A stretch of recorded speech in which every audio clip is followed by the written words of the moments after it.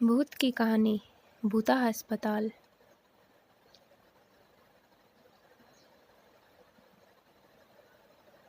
यह कहानी राजेश की है, जिसके साथ एक खौफनाक वाक़या पेश आता है जब वह अपने हॉस्टल में अकेले एक रात रुकता है। मेरा नाम राजेश है और मैं एक राजस्थान का रहने वाला हूँ। मैं एक स्टूडेंट हूँ, इसलिए मैं पढ़ाई करने के लिए एक हॉस्टल में रहता था। उस हॉस्टल में मेरे बहुत से फ्रेंड थे। दिवाली का टाइम आने वाला था। मेरे सभी फ्रेंड्स घर जा रहे थे क्योंकि वो सभी दूसरे दूसरे स्टेट के थे, इसीलिए वो जल्दी चले गए।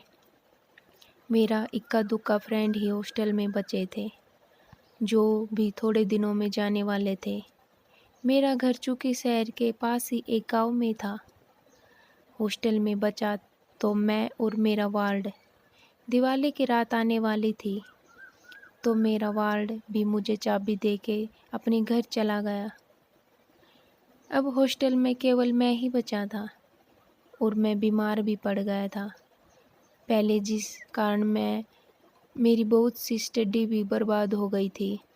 तो मैंने हॉस्टल में ही रहने का निश्चय किया ताकि मैं अपनी छूटी हुई स्टडी को पूरा कर सकूं। मेरे घर वालों ने भी मुझे मंजूरी दे दी वहीं रुकने की, जो मेरे बचे हुए दोस्त थे। अब वे भी अपने घर चले गए। हॉस्टल में बचा तो मैं और मेरा वार्डन। दिवाली की रात आने वाली थी तो मेरा वार्डन भी मुझे चाबी दे के अपने घर चला गया। अब हॉस्टल में केवल मैं ही बचा था। मैं अपनी पढ़ाई करके सोने चला गया। रात के करीब 2 बजे मेरी नींद खुली। मुझे किसी के फुसफुसाने की आवाज़ सुनाई दी, पर हॉस्टल में मेरे अलावा तो कोई और नहीं था। तो ये आवाज़ कौन कर रहा था?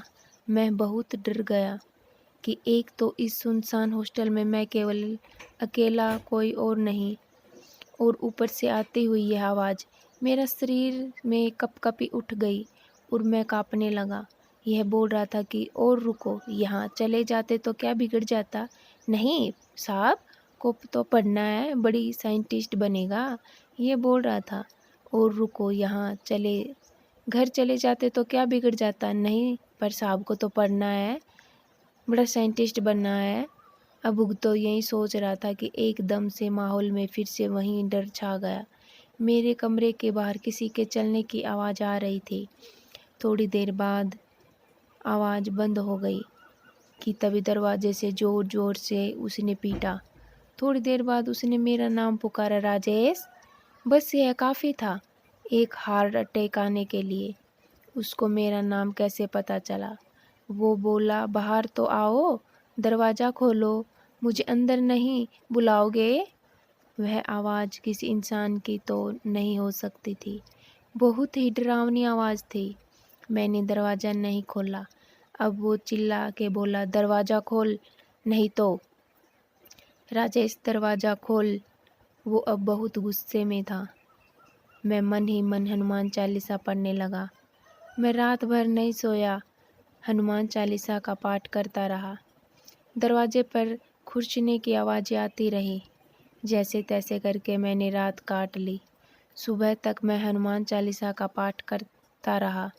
सूर्योदय हो गया था। मैं हिम्मत करके बाहर निकला। वहाँ कोई नहीं था, पर दरवाजे पर नाखूनों के निशान थे।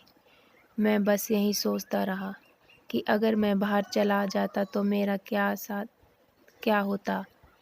मैंने अपने वार्डन को फ़ोन लगाया। कुछ समय बाद वार्डन हॉस्टल में आया। मैंने उसे चाबी दी और कहा, मैं अपने घर जा रहा हूँ। मैंने उसे रात का सारा किस्सा सुनाया, पर वो चुप था। उसके चेहरे को देखकर ऐसा लग रहा था कि वो कुछ जानता है। मैंने उसे वो निशान भी दिखाए, पर वो निशान जैसे कभी वहाँ थे ही नहीं। मैं आज तक उस भयानक रात को नहीं भूला। मैंने उस हॉस्टल को छोड़ दिया। मैं बच पाया क्योंकि मेरे साथ वीर हनुमान जी थे। वो कौन था, कहाँ से आया, मैं नहीं जानता। दोस्तों, अगर हमारी कहानी पसंद आए तो हमारे चैनल को सब्सक्राइब कीजिए, लाइक कीजिए और अच्छे अच्छे कमेंट कीजिए। धन्यवाद।